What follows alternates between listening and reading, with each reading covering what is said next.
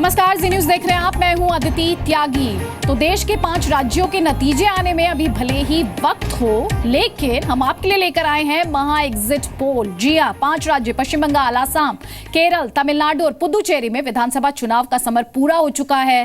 नतीजे 19 मई को आने हैं, लेकिन नतीजों से पहले हम आपको बता रहे हैं कौन जीत सकता है ये चुनाव, किसे मिलेगी मात। जी न्यूज के महा एग्जिट पोल से जो तस्वीर सामने आई है उसे हम आपके सामने आंकड़ों के जरिए रखते हैं।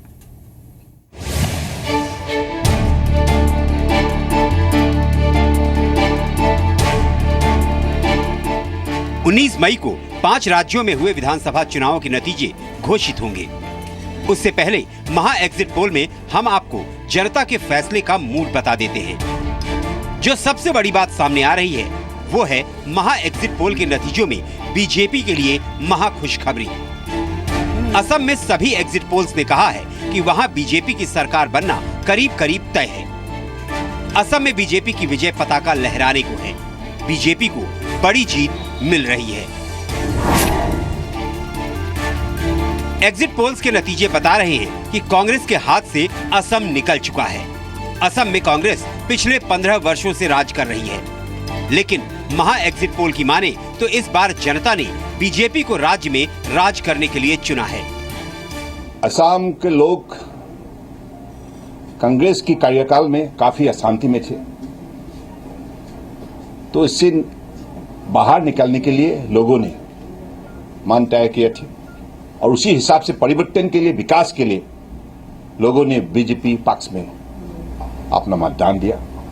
Last time BJP was not in the front, just AGP was in the front. Yes, no doubt about it. That time also, yes, election was not easy. Not that everybody never thought that it will be for Congress, it will walk over. पश्चिम बंगाल में ममता बनर्जी लगातार दूसरी बार सरकार बनाती हुई दिख रही हैं। तमाम एग्जिट पोल्स के नतीजे बता रहे हैं कि ममता बनर्जी को बम्पर जीत मिलेगी। तृणमूल कांग्रेस दोबारा आ रही है, सरकार गठन करेगी ममता बनर्जी के नेतृत्व में। वे ये 165 हो 235 तक भी कुछ एग्जिट पोल में मैं अभी कोई चैनल में था सुना हूं। ये साफ है कि आम जनता विकास के पक्ष में अपना वोट पेश की है। जो भी है हार जीत ये पूरा इसका ये श्रेय तो जाएगा पूरे पार्टी को। जनरल सेक्रेटरी हम हैं वो अलग बात है, लेकिन उसका वजह से नहीं, पूरी पार्टी की कामकाज की वजह से जो भी नतीजे आएंगे वो आएंगे। The people is the ultimate factor in parliamentary democracy. They have already voted. There is a base judge for the result. I think so. The people are gossiping. They are they are interested in this kind of polls. So that these things are going on. To me, I don't have any faith. Exit polls के मुताबिक तमिलनाडु से जयललिता के शासन का दाना पानी उठने को है और डीएमके अपनी नई पारी की शुरुआत करेगी। और अगर ऐसा हुआ तो तमिलनाडु को 91 वर्ष के एम करुणानिधि बतौर मुख्यमंत्री मिल सकते हैं। असम के बाद केरल वो दूसरा राज्य है जहां से कांग्रेस की सत्ता छिनती नजर आ रही है। केरल में सत्ता का समीकरण लेफ्ट फ्रंट का बन रहा है और अगर सरकार लेफ्ट फ्रंट की बनी तो 92 वर्ष के वीएस अच्युतानंदन केरल के मुख्यमंत्री बन सकते हैं। केरल में निश्चित रूप से हर बार 5 साल के बाद बदलाव आती है। ये पूरा डिपेंड करता है कब किया एग्जिट पोल, कितने सीटों पे किया, कितने लोगों से बात की। अब ये इसलिए तो एग्जिट पोल ही है ना। अब महा एग्जिट पोल के आंकड़ों का गणित भी समझ लेते हैं।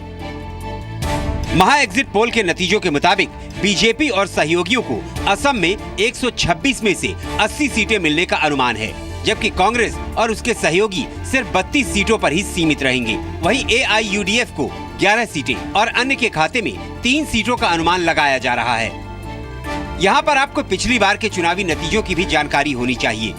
2011 में हुए विधानसभा चुनावों में बीजेपी और उसके सहयोगियों को 27 सीटें, कांग्रेस को 78, एआईयूडीएफ को 18 सीटें और अन्य को 3 सीटें मिली थी। यानी असम में बीजेपी की तस्वीर तो कांग्रेस की तकदीर बदलने वाली है। एग्जिट पोल्स के नतीजे बता रहे हैं कि पश्चिम बंगाल में तृणमूल कांग्रेस की ममता बनर्जी सत्ता पर काबिज रहेंगी। महा एग्जिट पोल के मुताबिक तृणमूल कांग्रेस को 294 सीटों में से 196 सीटें मिल सकती हैं। पश्चिम बंगाल में लेफ्ट और कांग्रेस के गठबंधन ने चुनाव लड़ा था, लेकिन महागठबंधन एग्जिट पोल के नतीजे साफ संकेत दे रहे हैं कि ये चुनावी गठबंधन फेल हो गया और गठबंधन को सिर्फ 90 सीटें मिलने का ही अनुमान है। वहीं बीजेपी को 5 सीटें और अन्य को 3 सीटें मिलने का अनुमान है। 2011 के विधानसभा चुनाव में पश्चिम बंगाल में ममता बनर्जी की पार्टी तृणमूल कांग्रेस को 184 सीटें, लेफ्ट फ्रंट को 61 सीटें और कांग्रेस को 42 सीटें मिली थीं, जबकि अन्य को सिर्फ 7 सीटें मिली थीं। यानी ममता बनर्जी को करीब 12 सीटों का फायदा मिलता दिखाई दे रहा है। महा एग्जिट पोल के मुताबिक केरल का चुनावी अंकगणित कुछ इस प्रकार है। यहाँ एलडीएफ को 81, यूडीएफ को 54, बीजेपी को 3 और अन्य के खाते में 2 सीटें जाती दिखाई दे रही हैं। 5 राज्यों में हुए चुनावों में कांग्रेस के लिए कहीं से अगर राहत की कोई उम्मीद की किरण नजर आ रही है तो वो है पुडुचेरी, जहां वो सरकार बना सकती है, और दूसरा राज्य तमिलनाडु है, जहां डीएमके के साथ कांग्रेस की गठबंधन सरकार सत्ता में आ सकती है। ब्यूरो रिपोर्ट, जी मीडिया। अब आपको बेहद ही आसान भाषा में ये समझाते हैं कि इन 5 राज्यों के नतीजों का राष्ट्रीय राजनीति पर, जी हाँ, नेशनल लेवल की पॉलिटिक्स पर असर क्या पड़ेगा। तो इन नतीजों के बारे में सबसे पहली और महत्वपूर्ण बात यह है कि इन राज्यों में बीजेपी के पास कोने के लिए कुछ नहीं था, क्योंकि उसकी इन 5 में से किसी भी राज्य में सरकार थी ही नहीं। लेकिन एग्जिट पोल्स ये कह रहा है कि आसाम में बीजेपी की सरकार बन रही है। जाहिर है इससे बीजेपी का हौसला बढ़ेगा, आत्मविश्वास बढ़ेगा। दिल्ली और बिहार की हार के बाद बीजेपी को जीत के इस डोज की बहुत जरूरत थी। फिलहाल आसाम और केरल में आपको बता दें कांग्रेस की सरकार है। अगर कांग्रेस इन दोनों ही राज्यों में हार जाती है तो उसके लिए ये एक जोरदार झटका होगा। कांग्रेस की हार का मतलब कहीं ना कहीं आप कह सकते हैं बीजेपी की जीत ही है। कांग्रेस की हार पार्टी के अस्तित्व के साथ साथ राहुल गांधी के नेतृत्व पर भी गहरे सवाल खड़े करेगी, क्योंकि इन दोनों राज्यों में प्रचार की कमान राहुल गांधी ने ही संभाली थी। वहीं तमिलनाडु और वेस्ट बंगाल में कांग्रेस ने गठबंधन के साथ चुनाव लड़ा। अगर उसका ये गठबंधन प्रयोग सफल रहा तो 2019 में नरेंद्र मोदी से मुकाबले के लिए वो रीजनल फोर्सेस यानी क्षेत्रीय दलों के साथ एक बड़ा गठबंधन खड़ा करने में कामयाब रह सकती है। लेकिन फिलहाल ऐसा सिर्फ तमिलनाडु में ही होता नजर आ रहा है अगर महा एग्जिट पोल के नतीजों के साथ जाएं।